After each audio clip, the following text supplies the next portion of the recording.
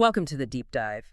Today we've got something really quite unique. It's source material from a listener, a set of notes, including this incredibly short piece, just 4 lines. It's a poem, maybe a song excerpt, titled Ashes of Time. Right, and the listener gave us some really crucial context. It was written by someone named Sharbell back in 1999, July 30th to be exact. And Sharbell's only 19 at the time? Yes, 19, and this is key, not a native English speaker. He was writing songs, apparently quite a few of them, around this time, and English was his acquired language. So you've got this confluence, youth, intensity, writing in a second language, tackling these huge, almost apocalyptic themes. Exactly, and in just 4 lines, it puts enormous weight on every single word choice, doesn't it? It really does. That combination, youthful energy filtered through a language you're still mastering, sometimes that leads to incredibly direct, powerful imagery, sort of unadorned. Precisely. You often reach for the words you know best, the fundamental ones. So our mission today is kind of a deep forensic dive.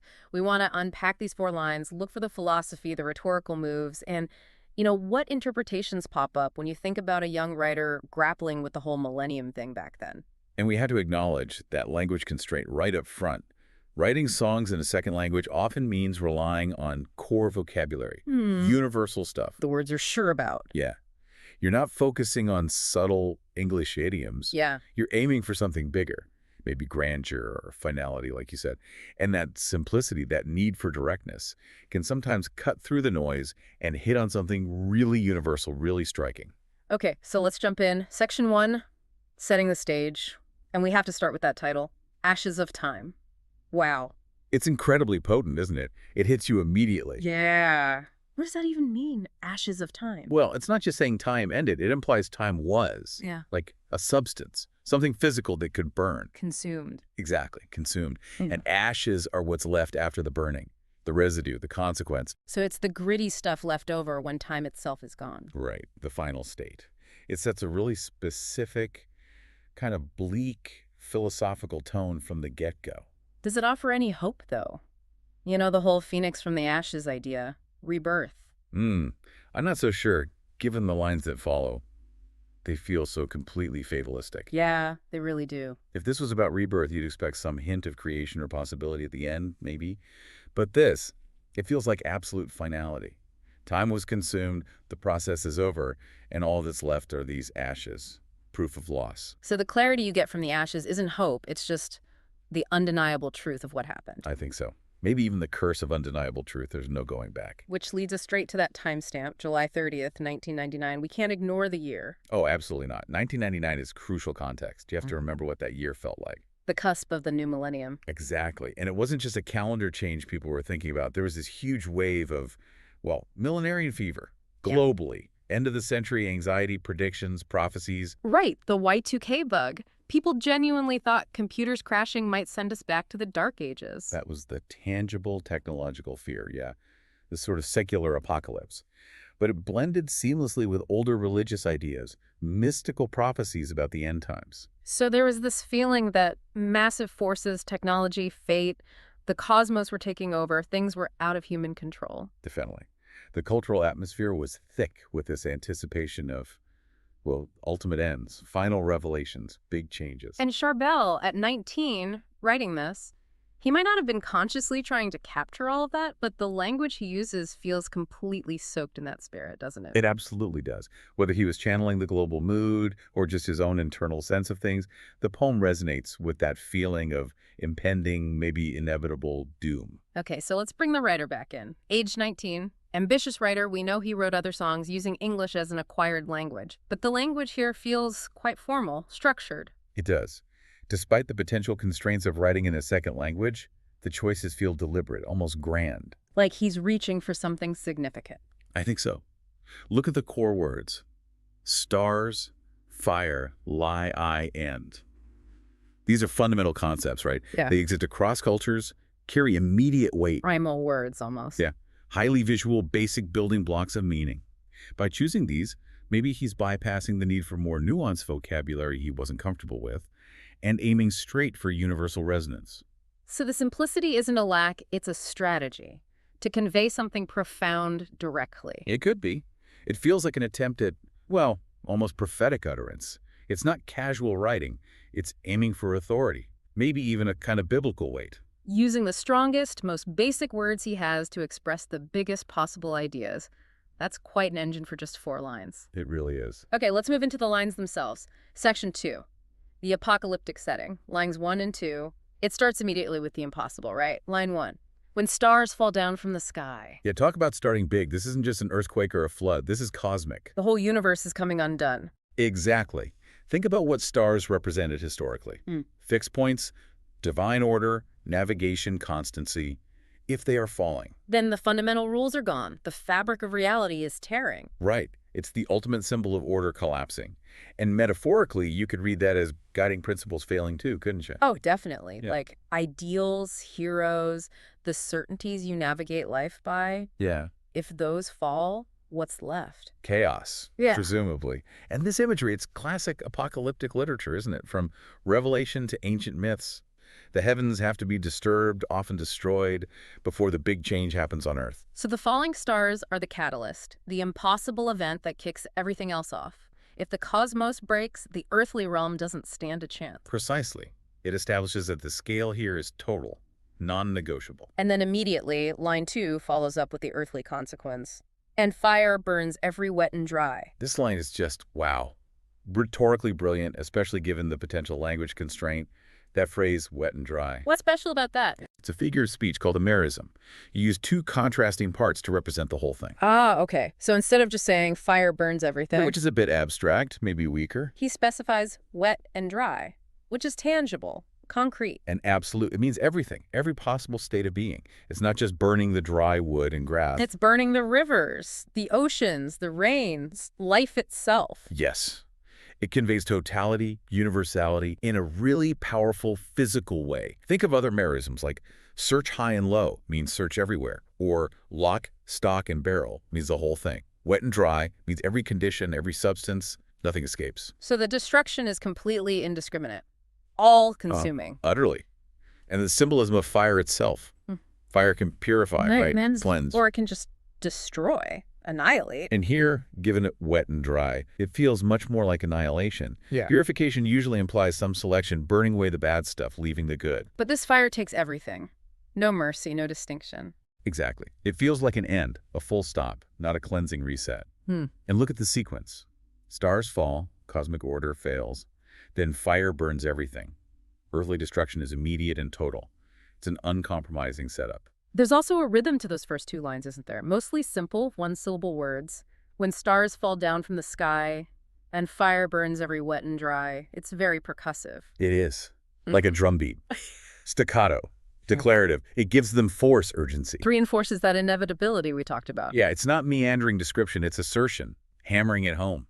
These first 2 lines are the conditions. They set up this absolute end state scenario, and that total destruction is what makes the next part possible. Right, the pivot. Section 3, truth and revelation. The poem shifts here, doesn't it? From the physical destruction to something else. It absolutely pivots. The structure is clear. Lines 1 and 2 are the when and the setup, the conditions. Lines 3 and 4 are the what, because, consequence, the result. A clear cause and effect. Cosmic failure plus total destruction leads to line 3, which is the philosophical heart of it. What has been written will no longer be a lie. Oh, okay, this is huge. Ultimate destruction brings ultimate truth. But what has been written? You mentioned different levels of interpretation earlier. Yes, let's break those down. First, you can see it in a religious or mystical sense. What has been written is fate, prophecy, divine scripture. The cosmic plan, maybe hidden or misunderstood before, is now revealed as plain fact. Makes sense in an apocalyptic context. What's the next level? The socio-political. History itself. What has been written could be the official narratives, the history books, the political spin. The stories told by the powerful? Exactly, the things that were covered up, distorted. When the institutions and structures maintaining those lies are burned away, the truth emerges. That feels very relevant to 1999, too, with the early internet starting to challenge official stories, a sense that history was maybe a construct. It resonates strongly with that kind of disillusionment, yeah. And the third level, which might be the most immediate for a 19-year-old writer, is the personal. So what has been written is your own internal narrative. Your beliefs about yourself, your life, your relationships. Your dreams, your self-deceptions, the promises you made to yourself or others, the core beliefs that maybe turned out to be, well, lies, unsustainable illusions, Let's stay with that personal level for a second. If we think about being 19, what are the kinds of lies that feel like they need to be burned away at that age? Oh, often the big ones. Yeah. The foundational lies of youthful idealism, maybe? Like what? Well, maybe the lie that hard work always pays off exactly how you expect, or the lie of perfect, effortless romance you see in movies, or the lie that the life path your family or society pushes is the only good one, or even morally right. The comfortable illusions of adolescence. Exactly. The things that protect you when you're younger but just don't hold up under the harsh light of independent adulthood. The fire, this metaphorical destruction, destroys the safe bubble where those lies could thrive. But the really striking part of the line is, will no longer be a lie. That phrasing is incredibly pessimistic about the before time. It really is. It implies that in normal times, before the stars fall, the truth is fundamentally hidden, masked. A lie is the default state. Wow. So society, or maybe just existence itself, runs on necessary falsehoods. That's what it suggests, doesn't it? That we need social conventions, white lies, selective memory, maybe even self-deception just to keep things stable. If we face the raw, unfiltered truth constantly, But couldn't function. maybe not. So only in the absolute extreme, when survival doesn't matter anymore because the world is literally ending, only then can we afford the price of total clarity. The lie becomes unnecessary. That's a profound indictment. If the world is built on lies, then total destruction isn't just a tragedy, it's almost a requirement for moral clarity. It's bleak, but you can see the logic, especially from a position of feeling powerless against lies you perceive as deeply entrenched. If the system is inherently false, you can't reform it, you have to incinerate it. Right. It speaks to a deep frustration. And this whole philosophical outcome, this revelation of truth, is explained and validated in the final line, line 4.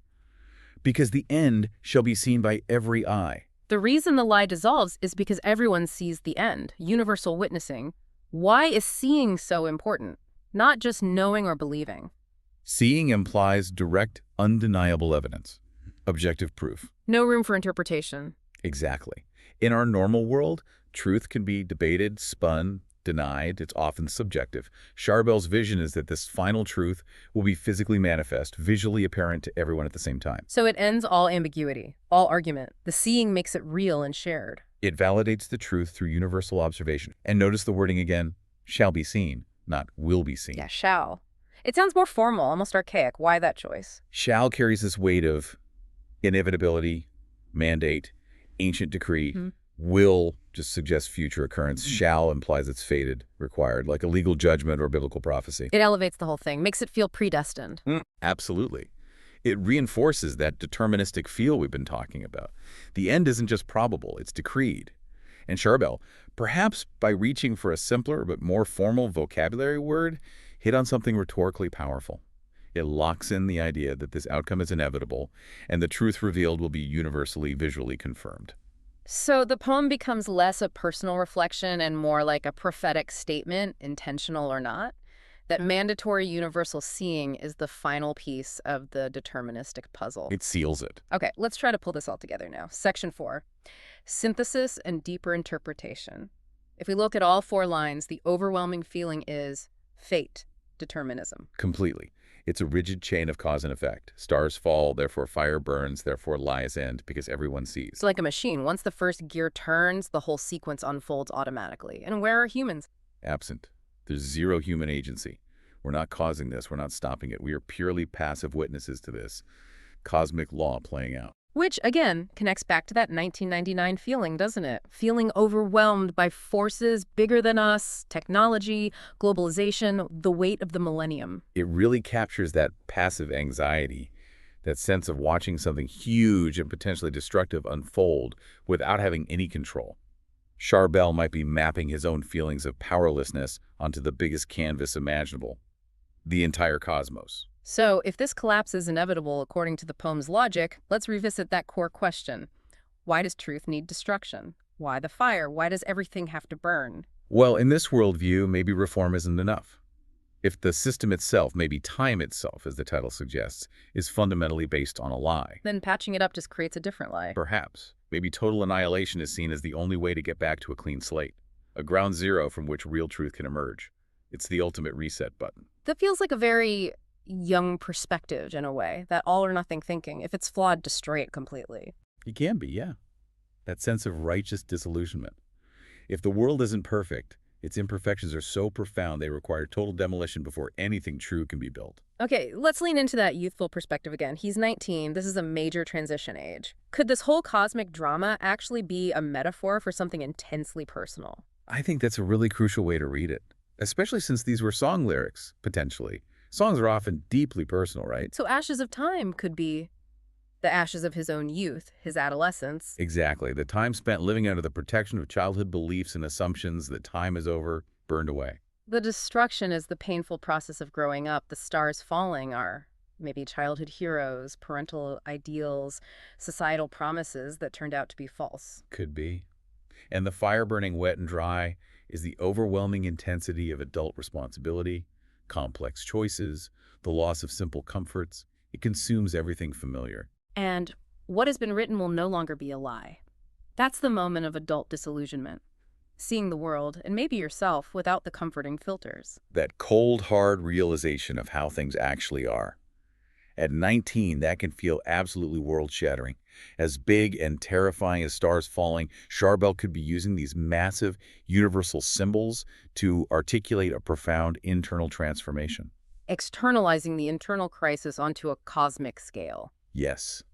And the fact that he does it with such seemingly simple, fundamental words while writing in a second language, that shows a remarkable poetic instinct, doesn't it? Yeah, the vocabulary might be constrained, but the ambition, the scope of the feeling he's trying to capture is enormous. Absolutely. The sheer weight of the words fall, burn, lie, and gives it that monumental feeling. He achieves emotional intimacy through cosmic scale, paradoxically. So the end isn't just some abstract apocalypse, it's that personal moment of realization, when the individual finally sees clearly because the protective illusions of youth have been burned away. And that moment of truth, as the poem insists, shall be seen by every eye, including, crucially, his own eye. Wow. So the title, Ashes of Time, becomes the residue of that consumed youth. What's left after the lie of childhood is gone is this. Grim, maybe, but undeniable adult clarity. A clarity achieved through kind of self-inflicted metaphorical catastrophe. The poem doesn't offer easy comfort, but it offers truth. Brutal, maybe, but clear. It really is a remarkable 4 lines. It makes you appreciate how much depth can be packed into something so brief. And it highlights how, even with limitations age, language, a writer can connect to really profound universal anxieties, whether they're global, like the turn of the millennium, or deeply personal, like the transition to adulthood. That clarity, born from the ashes, seems to be the ultimate prize in this vision. Perhaps the only prize that ultimately matters in that framework. So as we wrap up this deep dive into Sharbell's incredibly potent short work, we want to leave you, our listener, with a final thought, building on this idea that destruction reveals truth.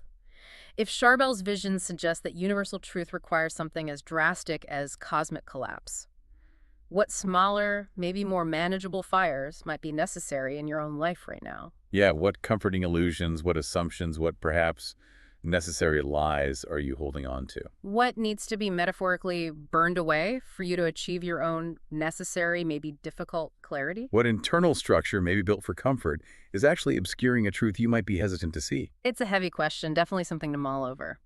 Thank you for joining us for the deep dive.